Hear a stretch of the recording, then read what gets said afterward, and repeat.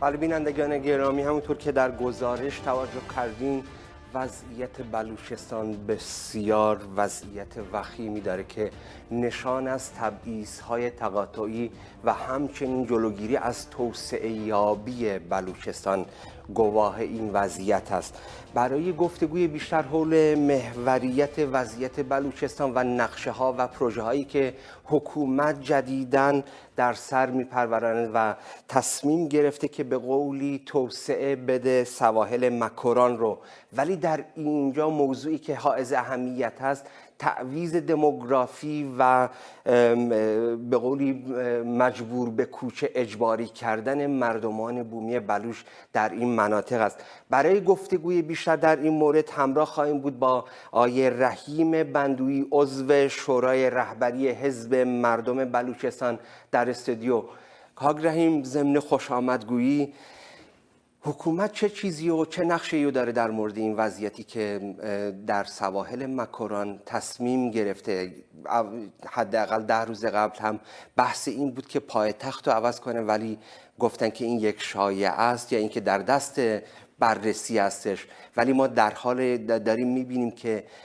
پروژه هایی در حال اجرا کردن، ولی هیچ کدام از نیروی کار اونجا، چه حتی از کارگرهای ساده گرفته تا متخصصین، ضمن اینکه تعداد زیادی از مردم بلوچستان تخصص کافی دارن ولی از اونها استفاده نمیشه. اجازه بدید قبل از اینکه بپردازم به سوالی که مطرح فرمودید، واقعا ابراز خوشحالی کنم از اینکه فرصت پیش اومده که کاک دیاکوی عزیز که اینجا در استودیوی تلویزیون آریان تیوی باشم، با توجه به اینکه قبلا از طریق اسکاپ مدت ها هم بودم. در پاسخ و سلام به بینندگان گرامی، در پاسخ به این مسئله که مطرح فرمودید، اجازه بدید من این نکته از اینجا شروع بکنم که متاسفانه بعد از جنگ جهانی اول و کودتایی که چون انگلیسی‌ها و روسی‌ها حضور داشتن در ایران، که متاسفانه انگلیسی‌ها یک کودتا انجام دادند و حکومت سابق رو که در واقع به شکل یک سیستم پارلمانتاری بعد از انقلاب مشروطه وجود آمده بود،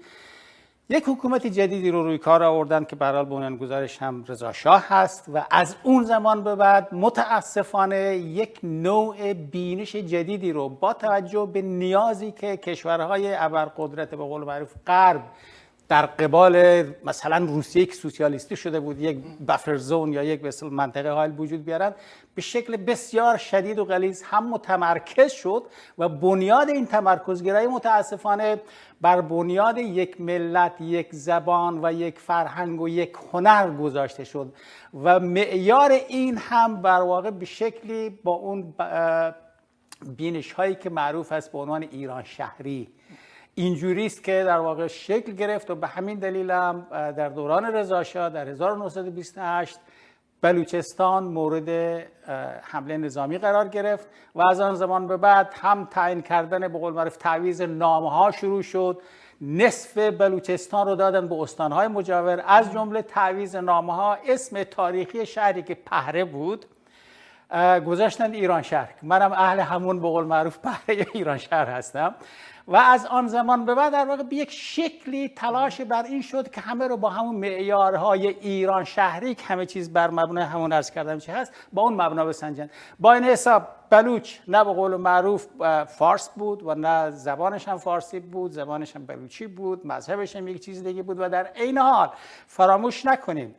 بلوچستان از دوران قاجاریه در واقع و آنم با کمک انگلیس زیر سلطه دولت‌های مرکزی ایران درآمد. یعنی اینکه یک ترس و وحشت اضافی نسبت به آنچه که از کرد داشتند و ترک و لور و نمیدونم ترکمن داشتند در ارتباط با بلوچستان این بود که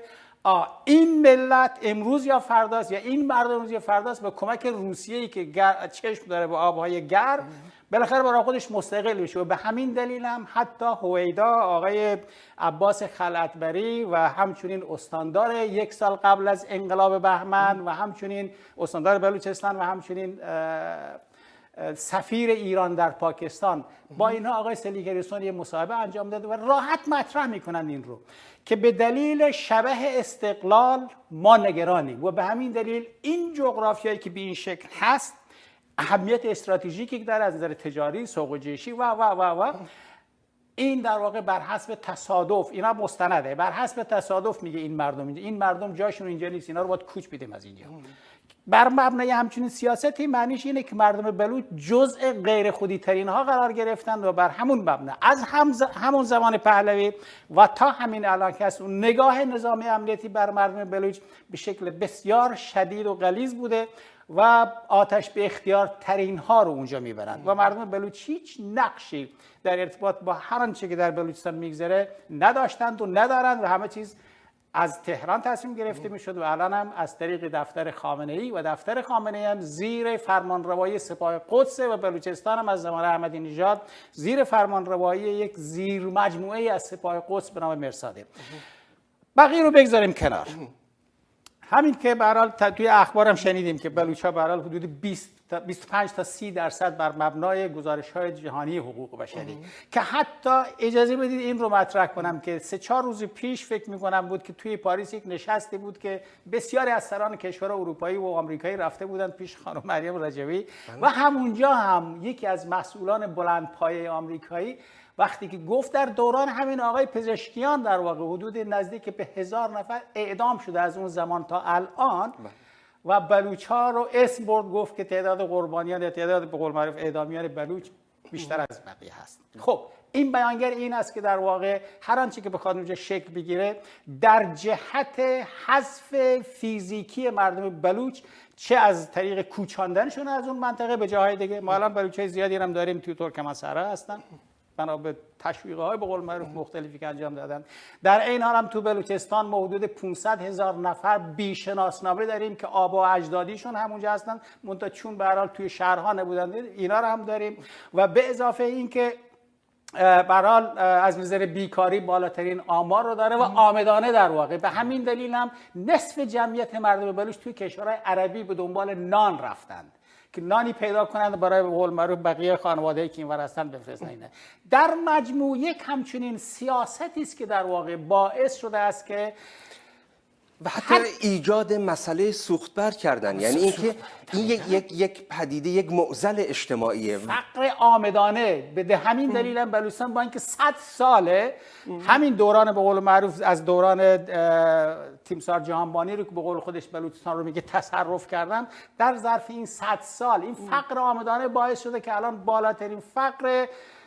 در واقع توی ایران رو و بالاترین کشتار و بیماری هایی که از نظر بهداشتی، فرهنگی و بالاترین عقب ماندگی آموزشی هم از منطقه بلوچستان باشه و به همین دلیل هم است که متاسفانه همین گونه سیاست های این گونه‌ای مرکز محورانه بود که به شکل های مختلف مردم فارس رو هم قربانی کردن، به این شکل که یک بلوچ به دلیل نبود در واقع اون زیرساختایی که باید باشه از نظر بهداشتی، حتی از نظر آموزشی، وقتی که بچهای بلوچ اون زمان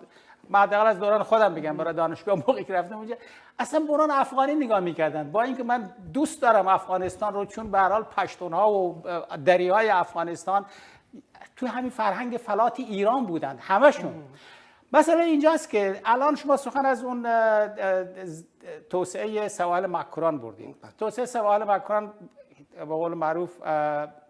به طور مشخص از زمان احمدی نژاد رقم خورده